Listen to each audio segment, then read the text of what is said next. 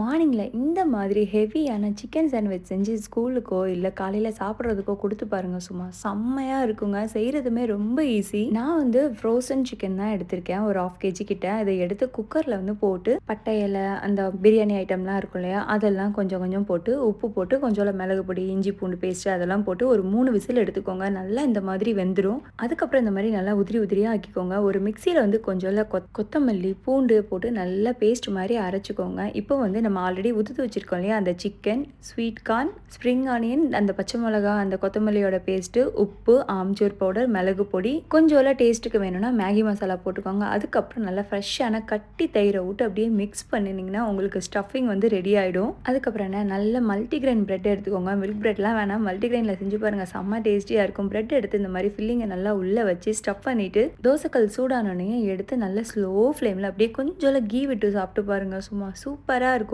Morning பிரேக்ஃபாஸ்ட்டுக்கு வந்து ஸ்கூலுக்கு டிஃபன் பாக்ஸ்க்குலாம் ஒரு சூப்பரான பிரேக்ஃபாஸ்ட்னே நான் சொல்லுவேன். செஞ்சு பார்த்துட்டு நீங்களே சொல்லுவீங்க, அவ்வளோ அருமையாக இருக்கும். இந்த வீடியோ உங்கள் எல்லாருக்கும் பிடிச்சிருக்கும்னு நினைக்கிறேன். Thank you so much. பை.